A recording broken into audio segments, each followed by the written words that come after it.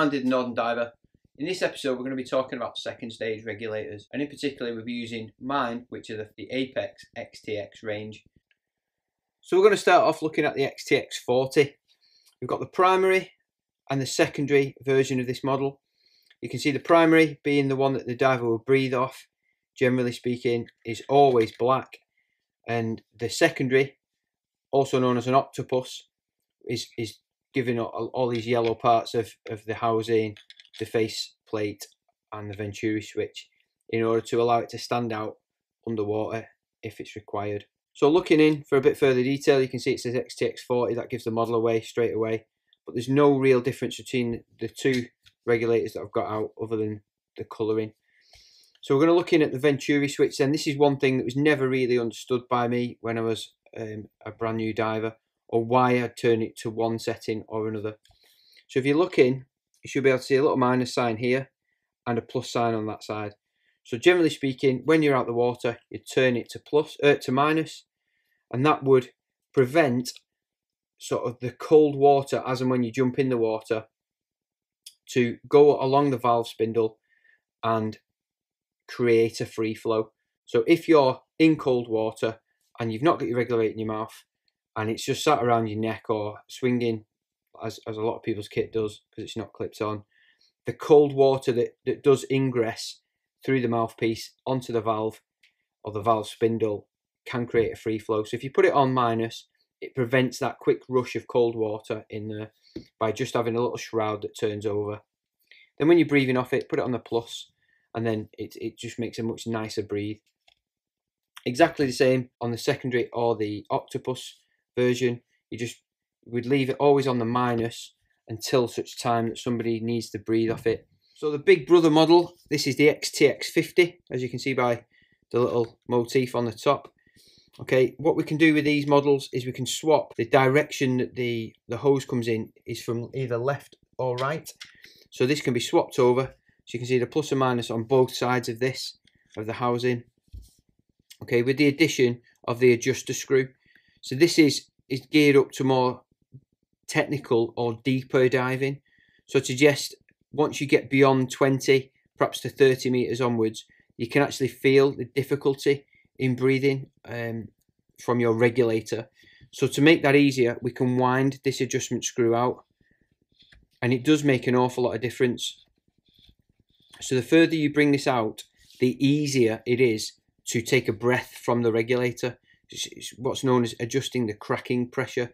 So the crack being the point that this delivers air through the mouthpiece to you. So the further out you bring this, the easier it is for you to breathe, because obviously knowing about Boyle's law, the deeper we go, the more dense the gas that we're breathing becomes. So if when you're taking a breath of air, it's quite dense, it can be quite an effort to do that. So if you bring this adjustment screw out, it becomes easier. So certainly on the surface, so the first few meters, it can be all the way in. And if we're not breathing off this regulator, keep it to the minus. Now on the face plates, they've all got this little purge button. Now there's a few reasons you might use that, and one might be that you've got some water in there, or you might have some in your mouth, or you just want to clear whatever debris may well be in. So we just press the purge button, and that's an easy way of testing that we've got gas that's flowing into that regulator and it works. Be careful not to press it for too hard and too long, because you may cause a free flow, which would then reduce the amount of gas you've got for that dive. So if you're looking underneath, we've got an exhaust port here and left and right. So what we can't do with this regulator is breathe off it upside down.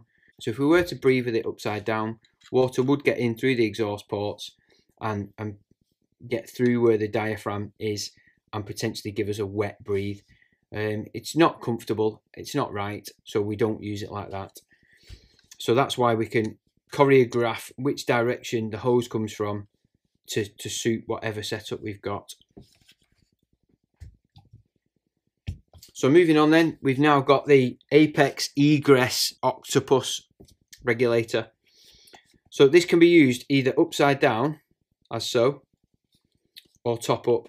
So it's ideal for you to use or for me to use, so it can be spun round either way, any direction.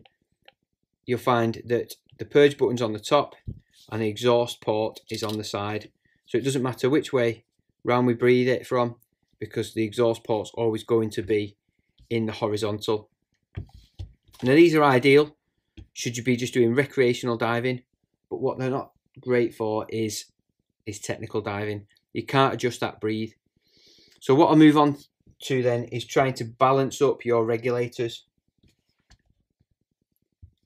Okay, so if we were to get all four and bring them out so you can see them all, what you'll notice is that this one is ideal only for recreational diving, whereas this one is suitable for deep diving because of the adjustment screw, making it easier to breathe off. So if you imagine you were to have a failure on this regulator, it would be fair to say that this would not be one that would be able to give you the same breath whilst you're panicking at depth. So a match of these two would not be very good compatibility. Whereas if we take them away, so breathing shallower, so let's say in the 20-30 meter range, both will give you exactly the same breathe. So if you were diving on this one and for whatever reason had to stop using that one, you went onto this one, you should notice no difference whatsoever on your breathe, which certainly in a panic situation, what I would not want is any difficulty breathing. So perhaps if I was to pair these two up then, breathing at 20 meters, they'd be exactly the same. But if I was breathing on the XTX 50 at depth, and for whatever reason had to go from that to this, I would noticeably find it different or harder to breathe from. So two of these paired together or two of these paired together are an absolute great match. And like I said before, recreationally as an octopus, this is great. It's nice and flat. If you compare the profile to the XTX, it's a much narrower profile. So it sits against the body or sits against your BCD or your wing, much neater. But unfortunately, it's no adjustability. So this can free flow and there's not much you can do about it short of grabbing the actual mouthpiece and hoping that that stops. So there's no Venturi switch on it whatsoever. But this has all the adjustability that you could possibly want. So out of the three types that I've brought out, this is the one I tend to use the most because of whatever dive I'll be doing. It's likely to be deeper. And should I need to have a stage or a second form of gas or an independent supply of gas, I'll switch to the XTX 40, purely because that's what regulators I use.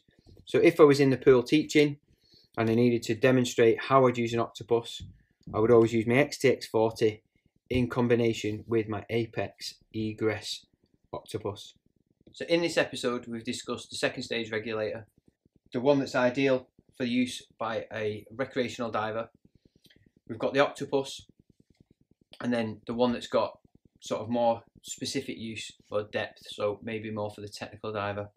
We talked about the Venturi switch, that it hopefully prevents you from having a free flow. Should that be when you jump in, or should you just let go of your regulator for a minute or two whilst you're on the surface and it drops into cold water? We talked about the adjustment screw, which allows us to breathe easier off that regulator whilst at depth. So the deeper you go, the further you wind it out. The shallower you go, the more you wind it back in. This egress regulator, how it's good, omnidirectional. So should you have a primary regulator fail, you can breathe off it yourself. However, if your buddy has a catastrophic loss of gas, it can be just as suitable for them as it is for you. Hopefully when you buy a set of regulators, you should get the user manual, so you've got an understanding of how you use these bits of kit, what you can and can't adjust on them, and it'll also have the service schedule on there, so that'll tell you when you need to get them inspected, when you need to get them serviced, how to keep them clean, what detergents, if any, you should or shouldn't use. A lot of people buy second-hand kit nowadays off Facebook or eBay or wherever, but certainly as soon as you buy it, I'd be skeptical of its service date. So I'd get it checked in to your local service centre, get them to go through it, make sure that every part of it is working before you take your life in your own hands by buying second-hand kit and not having it at least inspected. So whilst there is a multitude of brands available on the market of different regulators to buy, they're largely very similar. You should always pair them up, like I talked about earlier. So if you're buying an XTX 40, its ideal partner will be another XTX 40. That way, if you've got to switch from one to another, you're the ability to breathe off that regulator won't change. If you've got an XTX 50 or higher, have your other regulator exactly the same. If you're doing shallow, warm water dive, this kind of octopus is absolutely fine. But what I wouldn't use this for is anything at depth or anything in colder water than what we used to here in the UK, purely because there's no means of prevention of a free flow should it be required.